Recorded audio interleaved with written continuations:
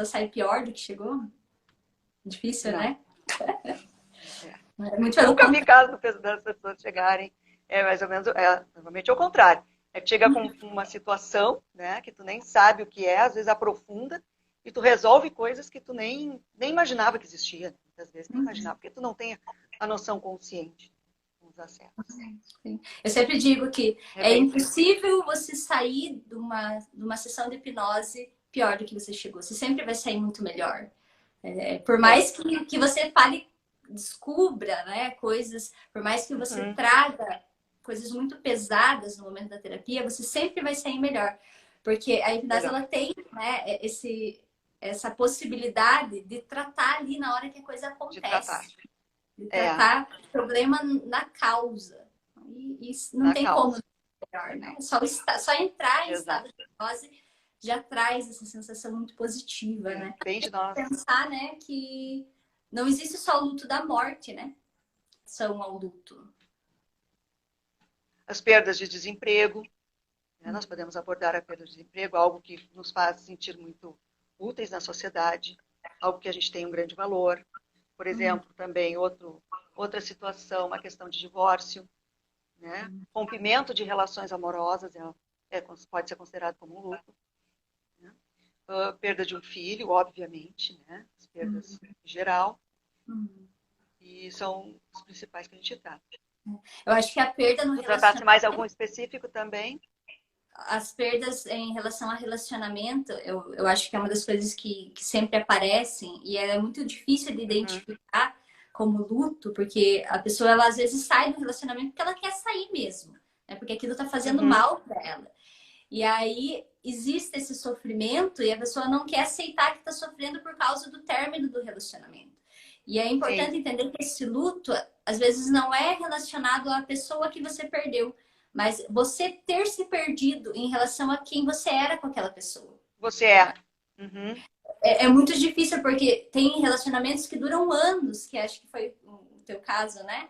Relacionamentos que duram muitos anos e que um relacionamento te transforma. Faz você olhar para o mundo com um olhar diferente. E de repente, se aquilo acaba também um pouco de mim. Uma parte de mim. Sim, a gente se perde um pouco, e eu acredito que também questão, principalmente quando tem relacionamentos abusivos. Né? Tu perde a tua identidade, né? Tu perde quem tu é, tu deixa de ser quem tu é, né? E muitas vezes não é nem, tu não passa a ser nem o outro e nem o que tu era. Então tu te transforma numa pessoa que tu... E daí quem que você é? Desconhecida. É quem você é, né? Tu perde completamente esse contexto. E quando aquilo começa a aparecer e ver que tu não existe mais o eu, é completamente terrível, porque tu perde uma identidade, a tua individualidade, né? Perde a tua individualidade. E acho que é nesse momento que vem esse questionamento, né? Puxa, mas... E o sofrimento também. Mas e aí, se eu tô sentindo tanta falta disso, será que eu fiz certo? Será que foi bom ter saído? E por isso que tratar isso é tão importante.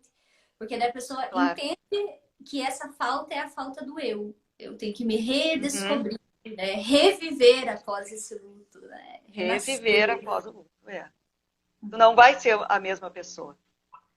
Não vai ser a mesma pessoa. Né? Tu é a descoberta, é um novo significado, né? Uma nova posição, uma ressignificação daquilo que tu é como pessoa. Como mostrar que uma pessoa necessita de terapia por causa do luto? O que faz aí quando a gente percebe que uma pessoa precisa de ajuda, mas essa pessoa não consegue, não aceita que precisa dessa ajuda? Você tem uma dica? Pois tu sabe, muitas vezes a família está envolvida no mesmo processo, então não consegue dar o suporte necessário. Tem que ser alguém de fora, né? Tem que ser uma terapia, tem que direcionar para alguém que consegue lidar com isso. Sim. Eu acho que uma das situações mais difíceis que a gente vive é a situação do luto mesmo, né? Como ser humano, porque a gente sabe, conscientemente a gente sabe, que todos nós vamos morrer biologicamente um dia. É a coisa mais certa que a gente sabe. Quando não se tem previsão. Claro que a gente sempre imagina assim, eu vou morrer quando eu for um idoso, quando eu for velhinha, depois que eu já tiver vivido bastante. E eu falo isso num vídeo. Digo, isso não é pré-requisito. Quando a gente entende que não é pré-requisito a questão de idade, nem pressuposto de doença pré-existente, por exemplo, a gente começa a viver um dia de cada vez. E eu vejo assim, eu até comento assim, é até uma coisa, as pessoas acham até, se imagina, coisa louca, né? Mas eu digo assim, converse com a morte. De que forma tu consegue encarar de frente com uma forma diferente? Né? Como é que tu consegue ver? Eu digo, converse com a morte, traga ela para o seu lado. Ah, mas como, né? Uma coisa mais louca isso. Eu disse, não, você tem que ter a consciência de que isso um dia vai acontecer. Então, Apesar de ser a esteja coisa um mais, pouco mais apesar de preparado, ser a coisa mais mais certo, certa que vai acontecer, ela também a é gente não mais tem certa, né? mais incerto. Mais incerto, exato. É mais certa porque vai acontecer. Agora, o incerto é que não se sabe nunca como. Quando? Quando? Né? E o choque, eu acho que é justamente esse. É o quando. Né? A gente fica uma incerteza. E você Né? não E está preparado, né? situações... Você nunca está Não, preparado. nunca está Entendeu? preparado. Agora, eu acho que isso é um bom exercício. Conviva com as pessoas que você goste. Faça coisas que você deseja. Né? Ah, ano que vem eu vou fazer a meditação. Vamos supor, por exemplo. Né? Faça as coisas o quanto antes você puder. Brinque com seu filho. Jogue. Né? Faça uma atividade física. Faça coisas que lhe dê prazer. Acho que a gente fazendo coisas que deixam a gente feliz, isso é uma consequência de uma melhor forma de aceitar a vida como ela é. Porque, na verdade, a negação é o não aceitar a vida como é. A gente não aceita o processo. Não é só, assim, eu vejo assim, né? Que não é só a questão de negar que aquilo não existiu. É um fato de não aceitar como o que aconteceu. Então, é isso que faz a gente remar, muitas vezes, naquela situação, seja ela qual for, que nós citamos desemprego, nós citamos divórcio, é não aceitar aquilo. Né? Então, tu não chega no estágio daquelas 5 fases da aceitação. Tu fica no meio do caminho. Então, as pessoas precisam realmente um direcionamento, uma orientação, porque acham que aquilo muitas vezes vai passar sozinho. Fica na Enquanto na barganha, meditação né? aquilo não vai passar. Fica aquela barganha. Ah, mas e se eu tivesse feito isso? Ah, mas quem sabe eu faço aquilo. Então, ou se substitui algo, um tipo de postura por outro. Então, não, tá, morreu, mas tá, agora eu vou fazer umas outras coisas, assim, não vou ficar pensando naquilo. Não se permite sofrer, né? Flui.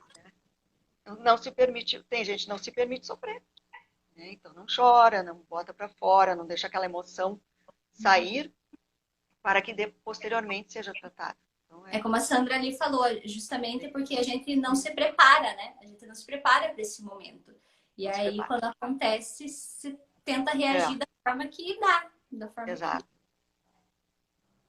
E com a pandemia ninguém ficou preparado, foi pior ainda, porque não tem esse preparo. Né?